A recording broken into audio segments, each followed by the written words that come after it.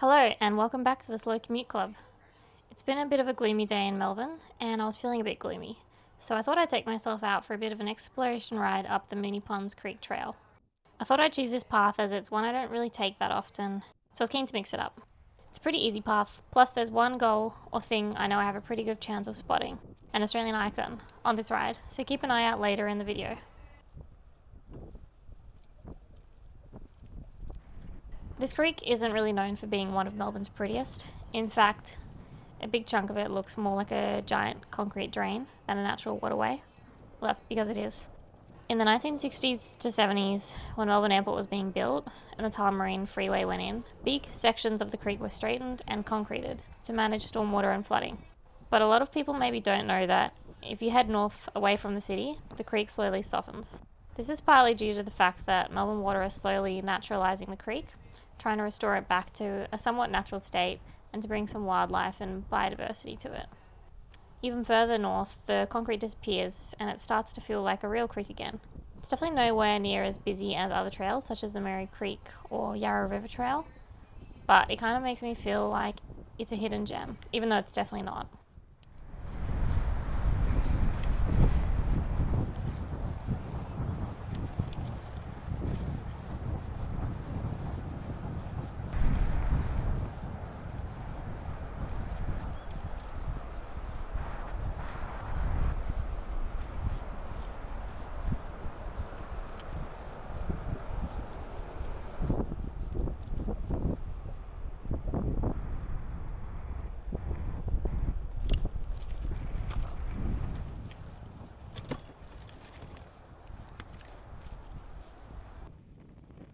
And here I am, pedaling as fast as I can after magpie swooping incident number 1.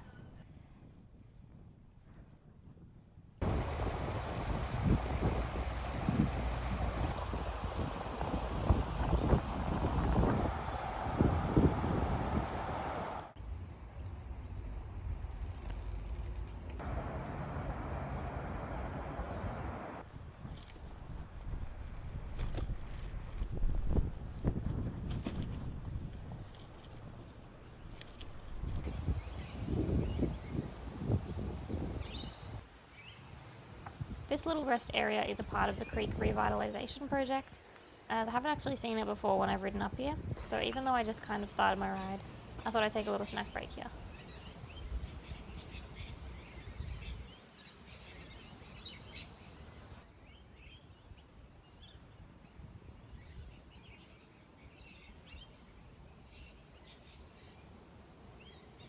And I love seeing the sign here. This is the Wurundjeri Seasons calendar. Each section depicts how country, animals, and elements change throughout each of the Wurundjeri season. The Wurundjeri Woiwurrung people are the traditional owners of this land. I think what a lot of people might not know about Australia is that it has a very dark, violent, and sad past, full of colonisation, genocide, and racism.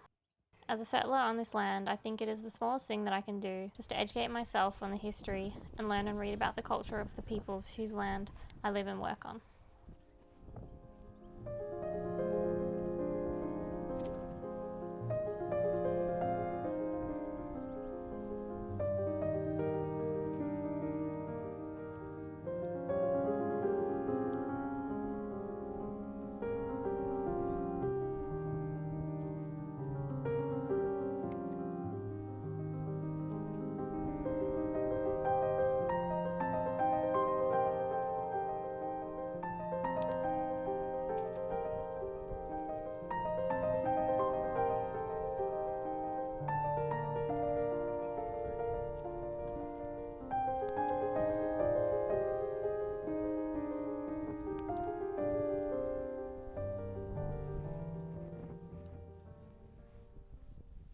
Back along the creek here, and you can see there's almost no more concrete and it's back to a normal creek vibe with plenty of gum trees, wattle and grass. I'm not sure about other countries or even other cities in Australia, but these bike repair stands are pretty common in Melbourne along bike paths. Luckily I haven't needed one yet, but it's definitely nice to know they exist. And a little book library opposite the bike station. It's these little things that really make me appreciate a good sense of community.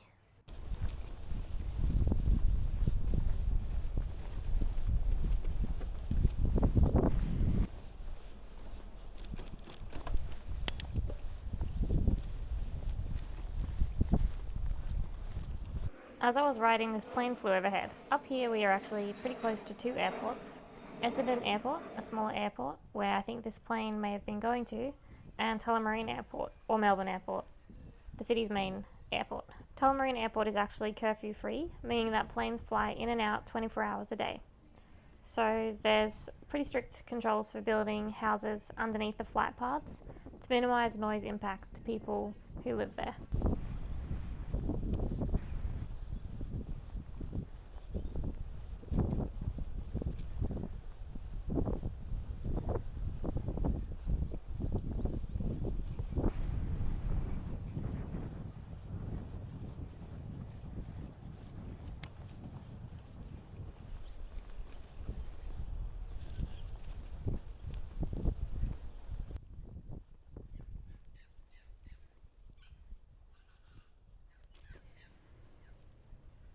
Now going under one of my favourite parts of this ride, the Moonee Ponds Creek Viaduct. I really do appreciate a good bridge, and this is definitely up there. Plus, I was lucky enough to catch the afternoon freight train coming in. I used to be able to see this viaduct from my old office and was always impressed and shocked by how long the freight trains were.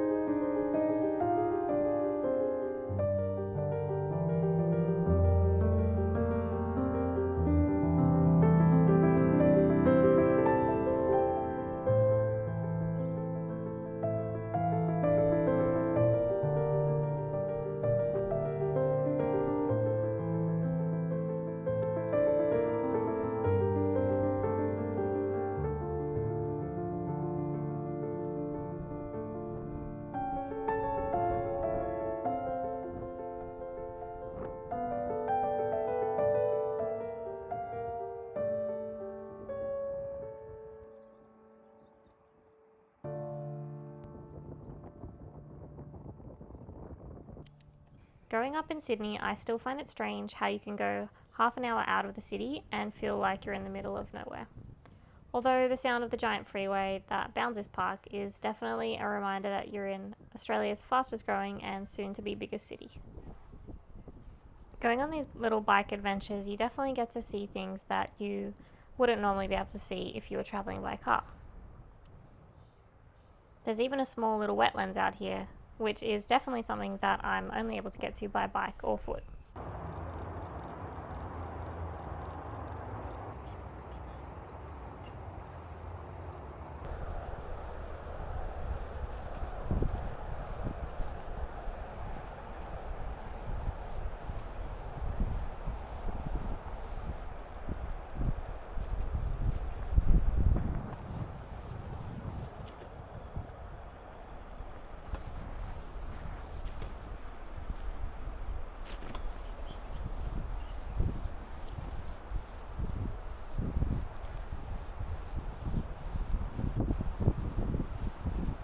Although it's a pretty grey and cloudy day, you can definitely tell that spring is in the air because it's swooping season. I love birds. You could even say that ever since I turned 30 that I've become a bit of a twitcher, but swooping magpies is definitely terrifying. Just listen to the fear in my screams.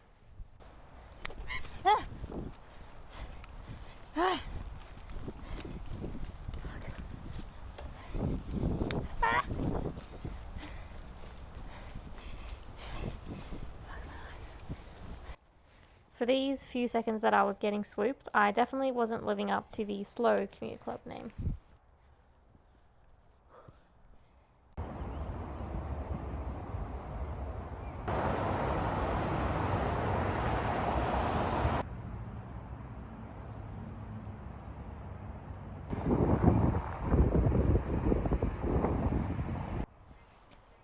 With that incident behind me, I'm now getting off the Moonee Ponds Creek Trail and heading over to the Western Ring bike path. I'm not going to lie, it's not one of my favourite bike paths. Although it is nice and protected from cars, it feels almost a little too isolated. But it was the weekend and there are a few people around, plus it was a path that I needed to take for my mission.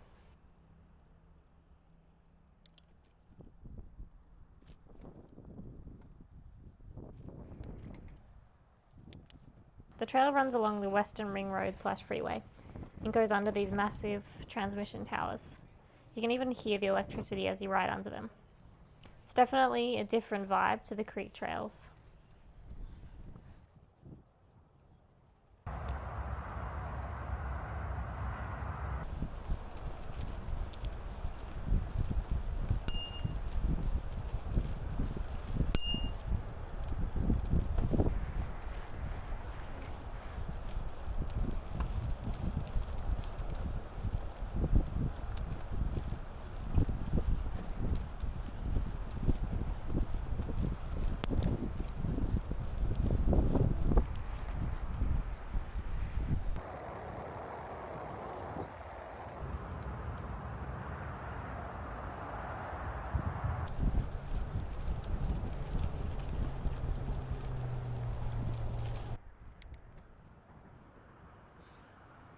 And ahead of schedule I came across what I was looking for, a kangaroo.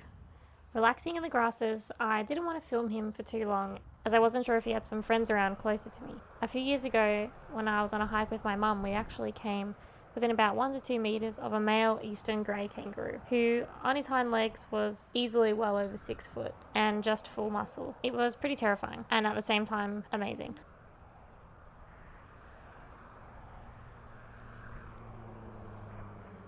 A little bit further up, I found the mob that I was actually looking for. To this day, I still get so excited when I see kangaroos. It's bittersweet to see them here though, as urban sprawl is pushing them out of their natural habitats.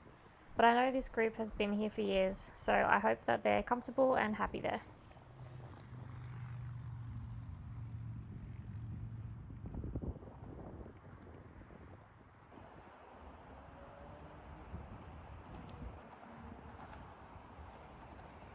Back onto the path as I head towards Sydney Road before getting back onto the upfield bike path.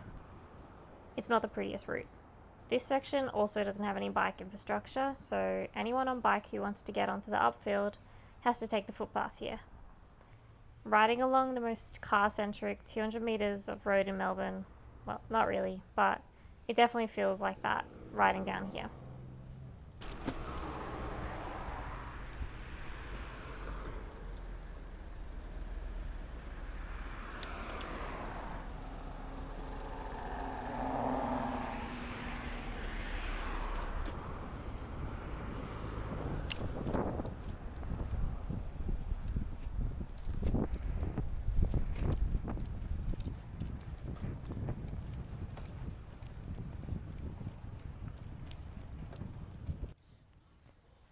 Finally, I can get back onto the shared path.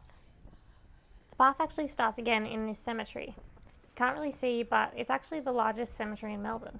It's a beautiful place to walk about, but I was trying to beat the looming rain, so just kept going.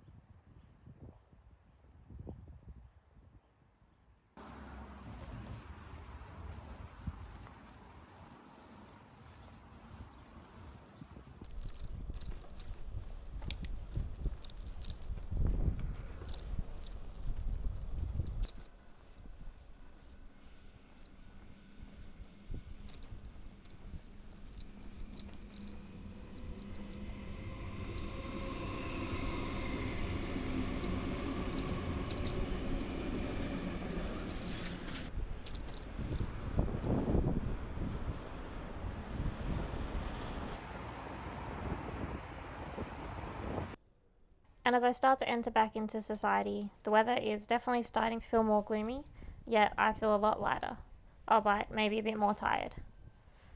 As I said in one of my previous videos, I've never been for a bike ride and felt worse.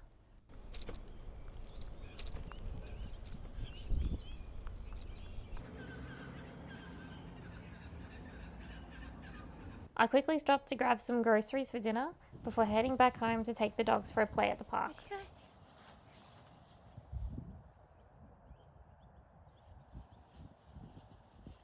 What have you got? And we managed to make it back just in time. A perfect evening with tired legs, tired dogs, and a happy mind. Thanks for watching, like and subscribe, and I'll see you in the next video.